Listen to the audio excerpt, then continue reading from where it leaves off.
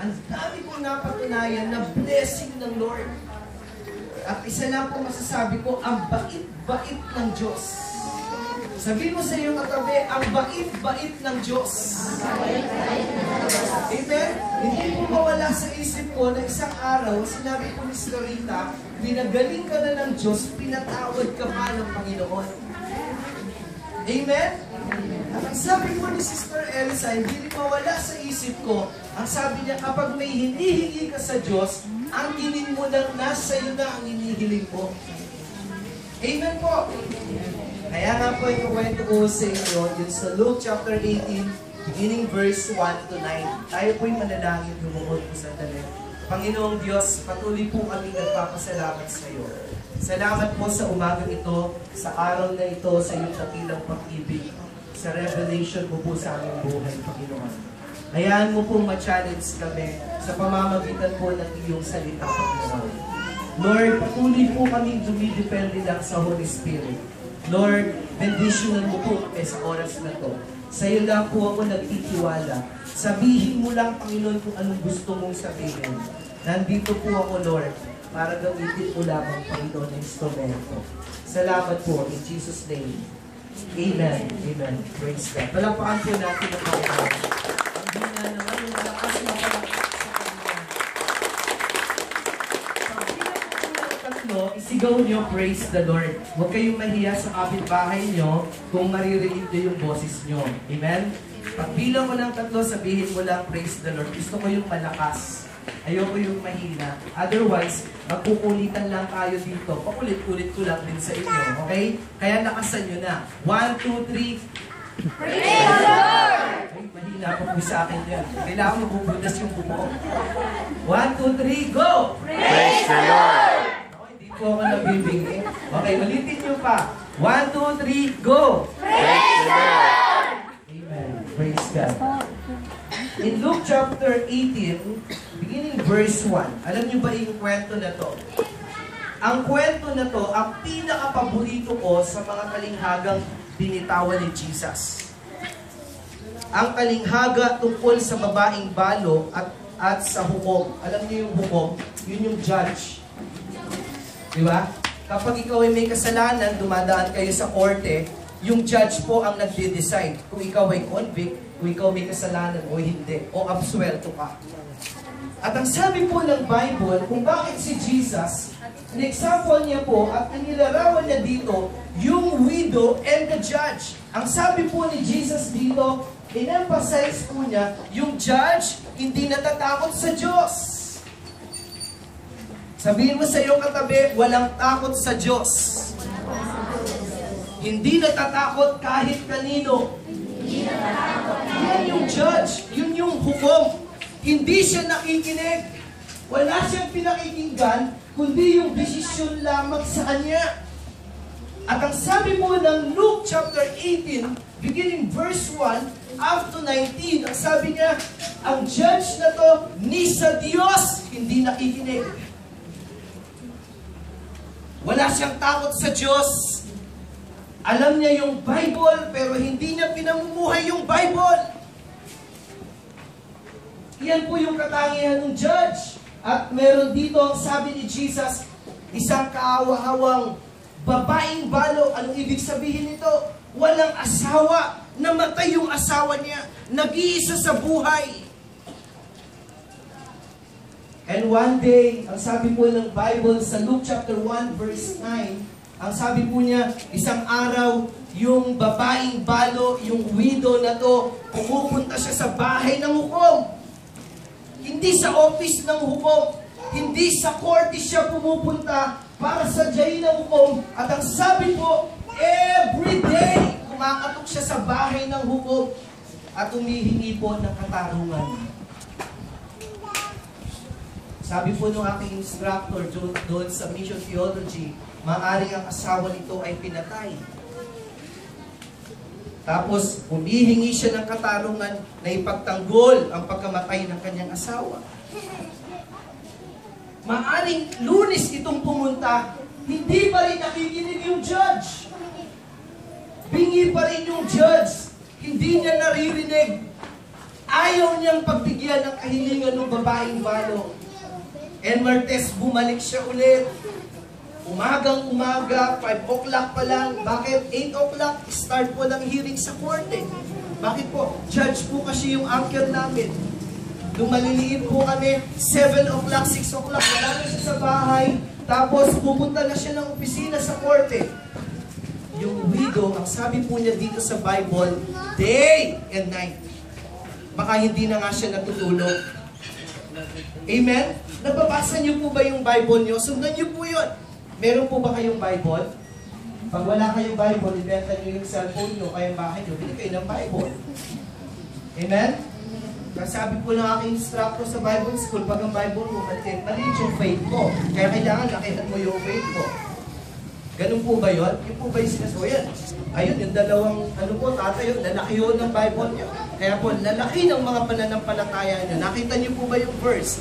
Sa Luke chapter 18, verse 1 to 9. Ulitin ko po, ang sabi niya, itong widow na to, day and night, pumupunta siya sa bahay ng judge. Anong inihiling niya? Justice.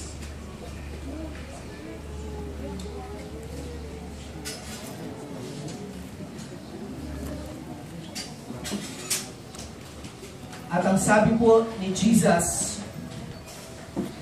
isang araw sinabi ni Lord, na ikwento niya sa kanyang talinghaga, nagsalita na at nakulitan yung judge. Ang sabi po ng hukom, ibibigay ko na ang katarungang inihingi ng babaeng ito. Ang sabi po niya dito, baka pa ako mainis. Ang sabi ng judge, sa kapapalit-parito niya. Bagamat ako'y hindi natatakot sa Diyos, hindi natatakot kanino man, ibibigay ko na at igagawad ang katarungang hinihiling ng babaeng ito. Amen? Palakpakan po natin ang Panginoon. At sinabi ng Panginoon, ang sabi na po sa verse 6, narinig ninyo ang sinabi ng masamang hukom. Sinama ni Jesus, very bad daw yung hukom na yun. Siguro nagbebenta ng kaso, di ba? Para siya yumaman. Binabaluktot yung katarungan. Okay? Kaya nga sabi nga, madalang daw ang pumupuntang judge na laki. Tama po ba yun? Okay, sabi niya, hindi ipinagkakalit ng Diyos ang katarungan sa kanyang mga hinirang na dumaraing araw at gabi, bagamat pila'y nagtatagal iyon. Narinig niyo yun? Ang sabi ng Diyos sa'yo, makinig ka, hindi ipagkakayod ng Diyos ang katarungang hinihiling ng kanyang hinirang. Pinili ka ng Diyos. Mula sa itaas na yan, ang dami-daming mga tao dyan, kung bakit narito ka, ibig sabihin, pinukod ka ng Diyos. Alam mo ba yun? Hello! Hindi ho ako ganit, nagpapaliwanag lang. Kumbaga, ang daming-daming tao dito sa Maris, nandito ka, nakaupo ka rito, ibig sabihin, hinirang ka ng Diyos para maging anak ng Diyos. At tinuturo sa iyo ng Diyos, dumipende ka lang sa Panginoon, hindi ka pababayaan ng Panginoon. I will never leave you and nor forsake you. Hindi kita iiwan, hindi kita pababayaan. Nakita niyo po yun? In the New Testament, ginamit yung widow.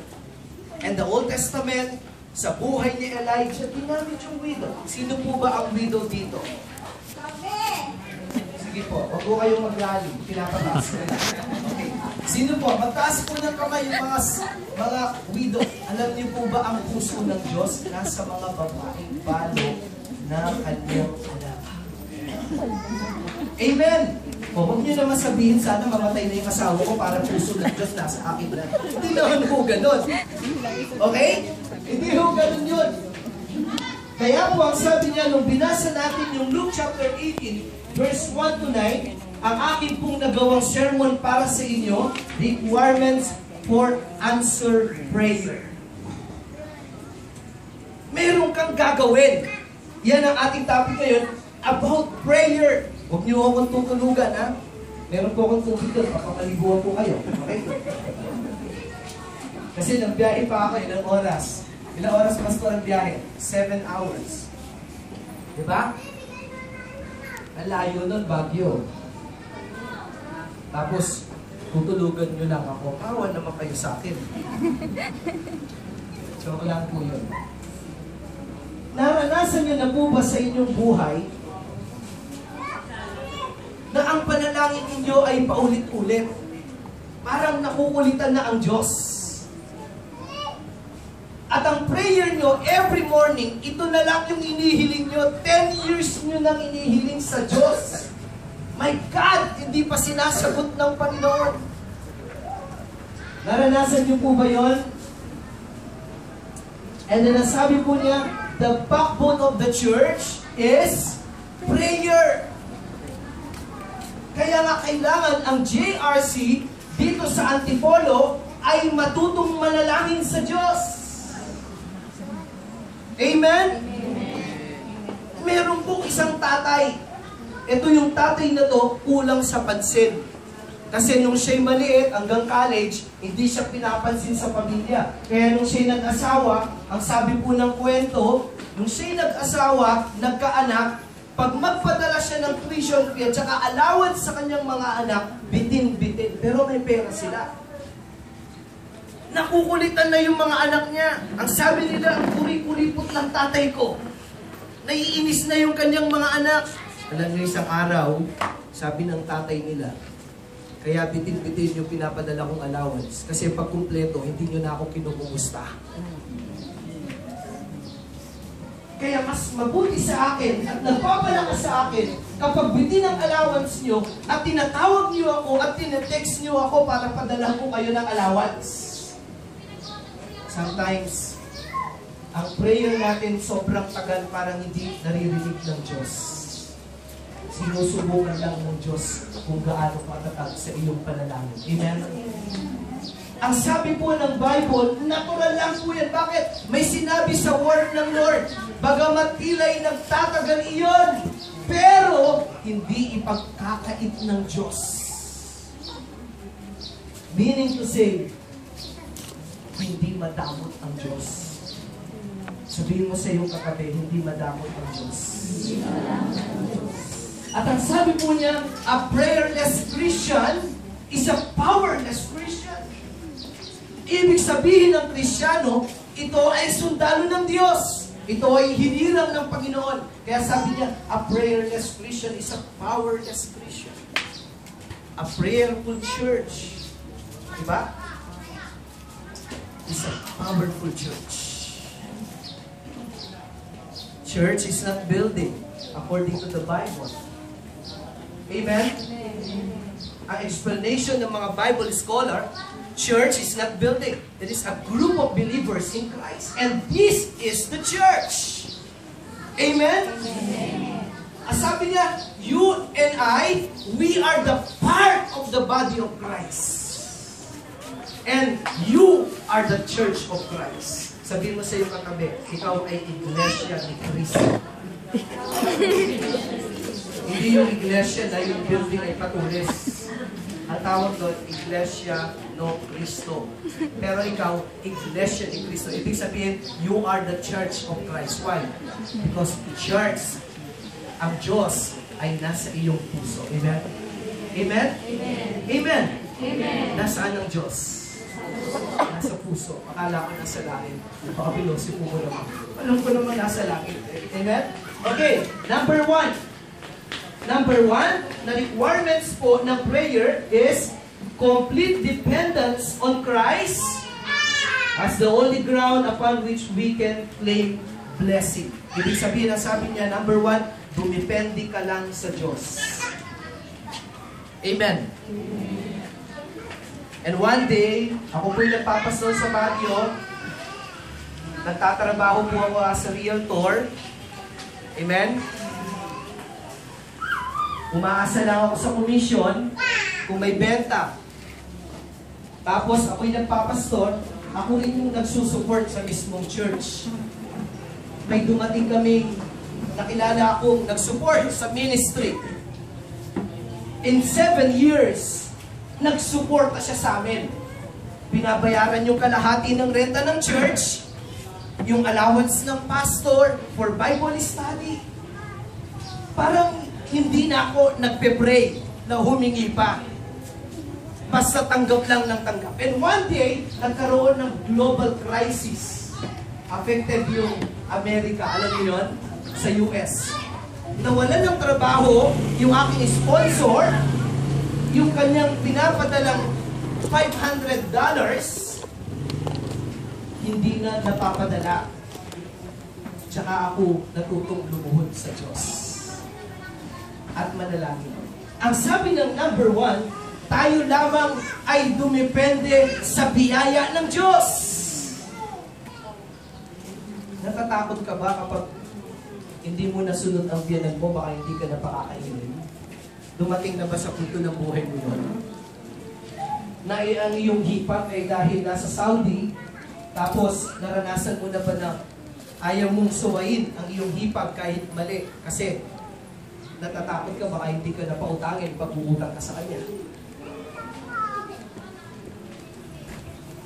Ang tinuturo po ng Diyos, dumepende tayo sa Panginoon at i-claim natin yung blessing ng Diyos dahil meron siyang sinabi sa John chapter 14, verse 13 to 14. Ano po sabi niya? Ano man ang hilingin ninyo sa aking pangalan ay ipagkakaloob ko sa inyo. Naririnig niyo po ba ako? Dahil siya po ang nagsabi. Ang sabi po niya 2 times dito sa John, Book of John, chapter 14, inulit niyang 2 times, humingi kayo, magsabi kayo sa Panginoon, at ibibigay niya ang inyong hinihiling sa Kanya. Amen? Amen. Kaya kung sabi niya, ask anything in His name. What is the name? The name of Jesus. Kaya ang sabi po niya, prayer without signature of Jesus Christ is nothing. O baka hanapin niyo yung signature ni Jesus Christ. Sabihin niyo, Sister Bobo, pa-signature naman kay Kristo yung aking prayer. Kasi sabi ni Pastor Harry, prayer without signature of Jesus Christ. Anong ibig sabihin nun? In the name of Jesus. Amen? Dahil ang sabi ng Luke, walang ibang pangalan, or sa Acts, walang ibang pangalan na ibinigay lamang ang Diyos liban sa pangalan ni Jesus. Kaya tuwing ikaw ay mananalangin, huwag mong kalimutang sabihin, Panginoong Diyos Ama, inihiling namin ito sa pangalan ni Jesus. Why? Kaya ang sabi niya, in the name of Christ. John chapter 14, verse 30 to 40. Nababasa niyo? Ano man ang hilingin ninyo sa aking pangalan ay ipagkakaloob ko. Amen? Tumipindi lang kayo sa Diyos. 2 tao ang narinig kong nanalangin. At ito'y personal kong nakita. Ang sabi ng isa, Panginoon, kasi meron silang transaksyon sa pagbibenta ng kotse. Ang sabi ng isa, Panginoong Diyos, sana naman po ma-close itong deal na ito. Pansinin nyo ha, sana naman po ma-close itong deal na ito. Kasi kailangan ko po ito. Ang sabi ng isang nag-pray. Ang sabi ng isa, nakikinig ako sa prayer, ang sabi ng isa, Panginoon, salamat sa buyer na ibibigay mo. Salamat po, alam ko, mabebenta po ito. Salamat po, Panginoon, sa blessing mo. Tingin nyo, ano ang ipapakinggan ng Panginoon doon sa prayer na yon? Yung prayer number 1 or number 2? 2. Number 2, bakit? In everything give thanks to the Lord. When you say thank you to the Lord, ibig sabihin, naniniwala kang ibibigay ng Diyos yun. And the word sana is a sign of doubt. Sana, bakit? Nung ako'y nag-aaral ng high school, Nag-cutting class ho ako, hindi ako pumasok 2 weeks. Opo. First year high school po ako. Pinaaral po ako ng aking lolo, pero 2 weeks ako hindi pumasok. Bakit? Sumama ako sa barkada. Namundo kami sa Mount Arayat. Nag-camping sila. Sumama ako doon. Pero church yung sinamahan ko yung camping. Pero hindi ako nagpaalam. So, meron lang akong inutusan sa kwarto ko na kunwari may nagpapalit ng damit, maagang umaalis, may kakutsaba ako. Pero nalaman ng lolo ko, nagsumbong yung principal doon sa Don Bosco na ang kanyang apo hindi pumapasok 2 weeks na. So ang nangyari, pinay-stop ako. Ayaw na akong papasukin, pero pwede pa akong pumasok. Pinipilit ko yung lolo ko. Lumuluhod ako sa kanya. Sabi ko, ayaw ko namang mahuli. Kasi yung mga kaibigan ko nandyan sa klase na yan. Sabi ko sa kanya, magbabagong buhay na ako, hindi ko na uulitin. Papapasukin mo lang ako. Sabi niya sa akin, sana, hindi mo na gagawin sa akin. Stop. Amen? Nasira yung tiwala niya. Amen? Narinig niyo yung kwento? Kaya yung the word of sana, huwag niyong gagamitin sa prayer niyo. Doubt yun eh. Hindi ka nagtitiwala sa Diyos. Ang sabi ng ating pinag-aaralan, hingin mo ang inyong maibigan sa John chapter 15, verse 7. Kung kayo'y mananatili sa aking salita at mananatili kayo sa akin, hingin ninyo ang inyong maibigan ay ipagkakaloob sa inyo. Amen. O, narinig niyo yun?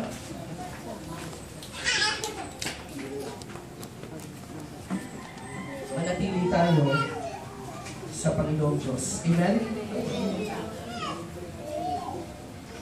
Dumepende lamang tayo kay Jesus. Tingin mo lang. Anong sabi ng Luke, yung inyong verse? Kapag hiningi mo, manampalataya kang matatanggap mo yun. So in prayer, you need faith. Anong ibig sabihin ng pananampalataya? Naniniwala ka sa mga bagay na hindi mo nakikita. Amen?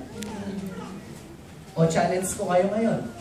Kanina, habang nagpe-pray ako, naglalakad-lakad ako, ang word ng Panginoon, bibigyan kayo ng note. O ba't di kayo sumagot? Thank you, Lord. Amen. Sabi nung iba, Amen? Amen. Ba't excited ka?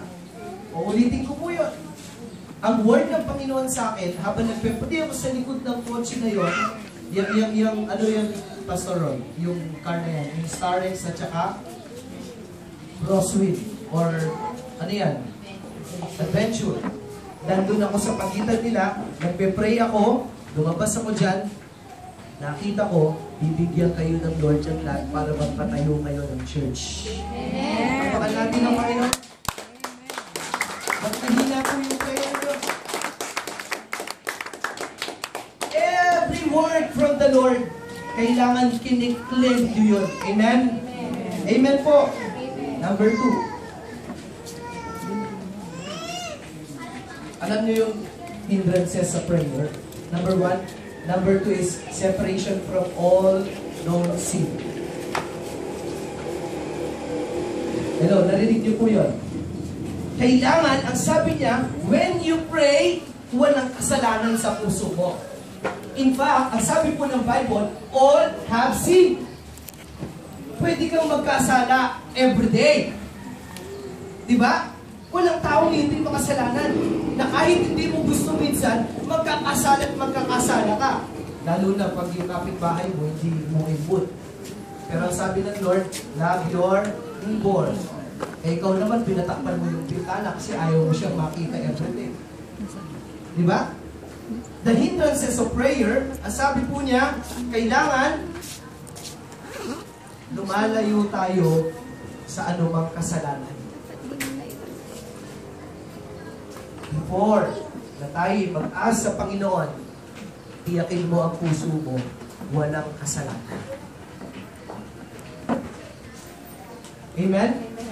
Sabihin mo sa iyong katabi, tiyakin mo ang puso mo, walang kasalanan.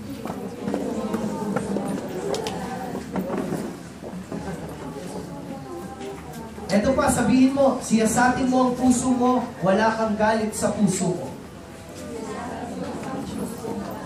Na wala kang galit sa iyong puso. Amen? Bakit? If we continue in sin, ang sabi po ng Bible, God will not answer our prayers. To do so will be to condone our sinfulness. Sometimes, yung naghihinder, kaya hindi tinutugon ng Diyos ang ating prayer because of sin. Bakit? Nagtatanim ka ng galit. Hindi ka nagpapatawad. Amen? So, kailangan, ang sabi po niya, bago tayo humingi sa Diyos, kailangan siyasatin muna natin ang ating sarili. Amen? May kanta yan. Siyasatin mo, Jesus, ang puso ko. Alam niyo yan? Sa kasalanang nagawa laban sa'yo. Diba? Nagtatapat. Alam niyo yung song na yan? Sumasamo, tumudulog sa harap ng banal mong trono. Diba? Oh, hindi ko na kaya doon. Pero sabi niya, basahin ko na lang. Lumalapit. Di man karapat dapat. Diba? Di man karapat dapat sa'yo. Diba? Ang sabi niya, sa kasalanan na gawa ko'y patawarin ko ako Panginoon. Before na ikaw ay humingi sa Diyos, dapat wala kang galit sa iyong puso. Amen? Amen. Number 3, faith in God's word of promise. Yung number 1 kanina, pakiulit ko, sulat nyo lang, dumepende lamang tayo sa Diyos. Complete dependence on Christ as the only grounds upon which we can claim blessing. And number 2, ang sabi po niya, separation from all known sin. Kailangan walang kasalanan sa puso natin. And number 3, faith in God's word of promise. Maniniwala ka sa salita ng Diyos at sa pangako ng Panginoon. Sabihin mo sa iyong katabi, kapag ang Diyos ay nangako, hindi napapako. Hindi napapako. Diba? Yung tao, pwedeng mapako yung mga promises. Maaring sabi ng asawa mo, nung bago ka liniligawan, lahat ng bituin at buwan, ibibigay ko sa iyo, sabutin ko lamang ako. Kaya nung nagsasama na kayo, ibang buwan na ang iyong nakikita.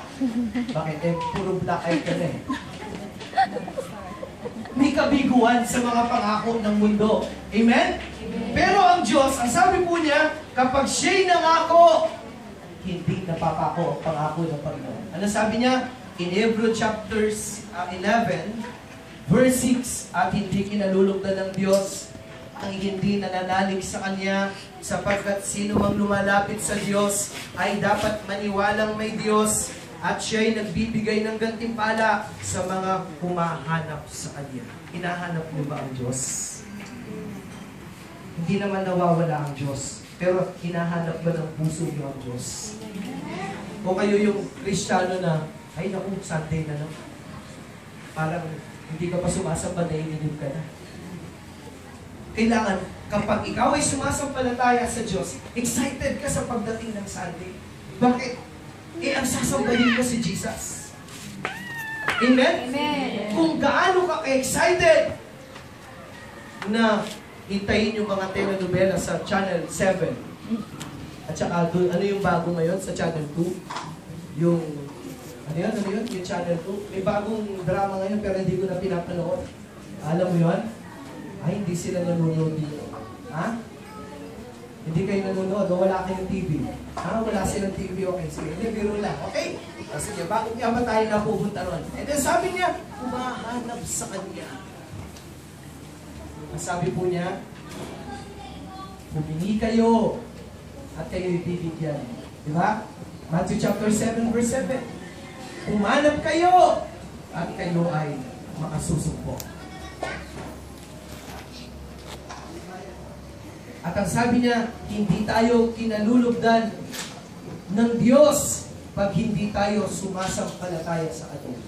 Sabi ko kanina, yung faith, naniniwala ka sa mga bagay na di mo nakikita. Ikaw kapatid, pag humingi ka sa Diyos, magpasalamat ka ng ibibigay ng Diyos yun.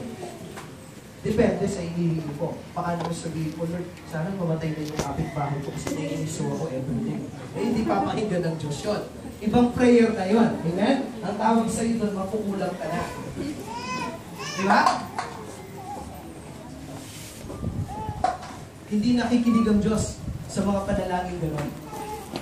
Yung faith, ang sabi niya, manampalataya ka, maniwala ka, yun lang ang puhunan mo.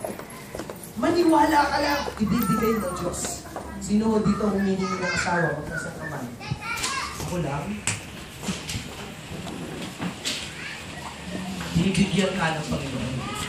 Amen? Amen. So bago po tayo magsimula dito sa Merville, magsimula tayo ng gawain with Pastor Ron, nagpe-pray kami. Alam niyo, ang aming inihiling sa Panginoon lagi, Lord, bigyan mo kami ng member na magiging katuwang sa ministry. Kung kayo'y dumating doon sa buhay ng mga lingkod ng Diyos sa JRC, hiningi kayo at binigay kayo ng Panginoon. Amen. Amen? Amen. Hindi kayo aksidente, yung nabukulan lang, tapos pinag-pray kayo. Hindi. You are not accident. Kayo ay kasama sa plano ng Diyos. Sabihin mo sa iyong katabi, ikaw ay binigay ng Diyos sa church. Sabihin mo pa sa kanya, ikaw ay hinanap ng Diyos sa church na to. Kaya huwag ka nang huwag mo na sasabihin, bakit ako nandito, Lord? Baka sagutin ka ng Lord, ewan ko sa'yo, ba't ka nandyan? Huwag mo na itanong yun. Ibig sabihin, ikaw ay inilagay ng Diyos sa church na to. Sabihin mo sa'yo kagabi, ikaw ay inilagay ng Diyos sa church na ito. Amen? Amen. Yan yung pananampalataya na kami nanalangin sa Diyos at kinlaim namin na magkakaroon tayo ng JRC sa loob ng Metro Manila. Inubod ba ng Diyos ang prayer? 1 year and 6 months po kami nag-pray. Our vision, yung ating dating vision and goal, 7 churches by 2020 and now 15 churches by 2020. Amen? Amen. Kaya itong mga church na ito, i-encourage natin, by 2020 kailangan manganak ang church. Magtayo ng daughter church sa ibang lugar. Amen? And kayo, ang inyong part is manalangin, manampalataya. Kaya nga, meron tayong vision of 7. Ang ibig sabihin, managinip kayo, mangarap kayo ng 7 tao na sisharean nyo ng gospel. Every believers ng JRC dito sa Antipolo, every believers, you bring 7 people to the Lord. Magdala ka ng 7 tao, aalagaan mo ito sa